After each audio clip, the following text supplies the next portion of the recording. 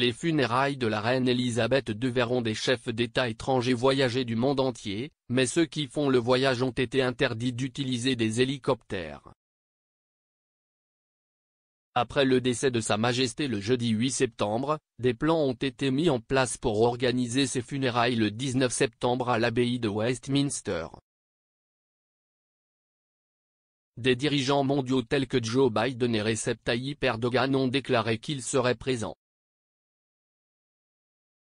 Cependant, les chefs d'État étrangers et leurs conjoints se rendant à Londres pour les funérailles nationales de la reine Elisabeth II ont été invités à utiliser des vols commerciaux. On leur a également dit qu'ils ne pouvaient pas utiliser leur propre voiture d'État et qu'ils seraient plutôt transportés en masse depuis un site de l'ouest de Londres.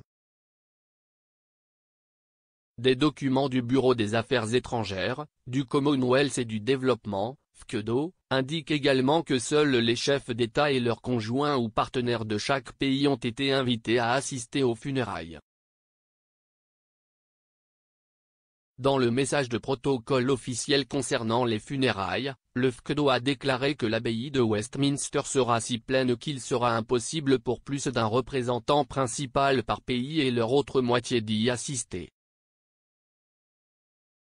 Selon Politico, qui a vu les documents officiels, une autre note envoyée aux ambassades à l'étranger tard samedi a déclaré que le FKDO regrette qu'en raison de l'espace limité aux services funéraires de l'État et des événements associés, aucun autre membre de la famille, du personnel ou de l'invité principal l'entourage peut être admis.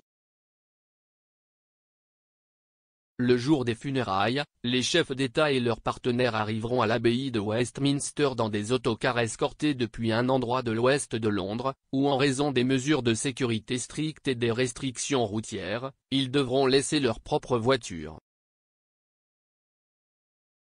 Un deuxième document du FKDO détaillant les dispositions logistiques pour les personnes venant de l'étranger a déclaré: des couches de sécurité multiples et complètes seront en place à travers Londres et dans tous les lieux officiels utilisés pour les funérailles d'État et les événements associés. Un ambassadeur étranger à Londres a déclaré au point de vente: pouvez-vous imaginer Joe Biden dans le bus? Le président américain, Biden, a déjà annoncé qu'il assisterait aux funérailles de Sa Majesté et a décrit le monarque comme une présence stable et une source de réconfort et de fierté pour des générations de Britanniques. Monsieur Erdogan, président de la Turquie, a également déclaré vendredi aux journalistes qu'il avait l'intention d'assister aux funérailles, déclarant: si nous trouvons l'occasion, nous aimerions être présents à cette cérémonie. La présidente de la Commission européenne Ursula von der Leyen et la première ministre néo-zélandaise Jacinda Ardern seront également présentes.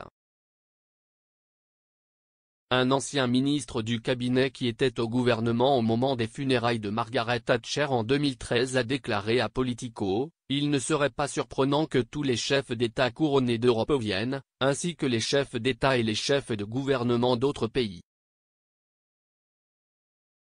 Ce sera un énorme événement diplomatique. La dernière contribution de Sa Majesté au bien-être de notre pays est de fournir une excuse pour une grande réunion diplomatique.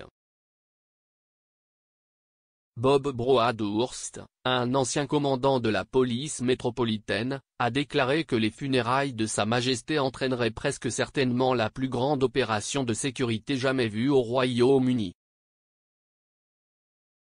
Il a déclaré: pratiquement toutes les nations de la Terre voudront envoyer leur roi, leur reine, leur premier ministre ou leur président pour les funérailles.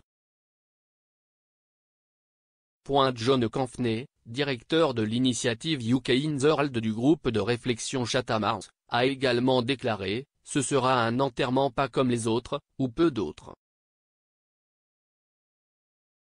Il y a eu de grandes funérailles d'État auparavant, des présidents américains, de Nelson Mandela et d'autres.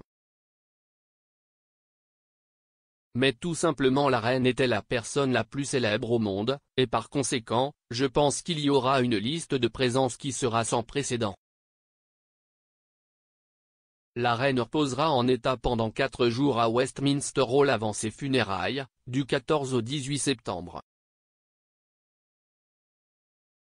Actuellement, le cercueil de Sa Majesté se trouve au palais de Holyrood et se rendra lundi à la cathédrale Saint-Gilles avec des membres de la famille royale. Mardi, la princesse Anne accompagnera le corps de sa mère lors de son retour à Londres, où le cercueil de la reine sera transporté de l'aéroport d'Édimbourg au palais de Buckingham via RAF Northolt. Mercredi après-midi, le cercueil sera emmené à Westminster Hall, arrivant à 15 h, et 4 jours francs de repos en état se produiront à partir de jeudi.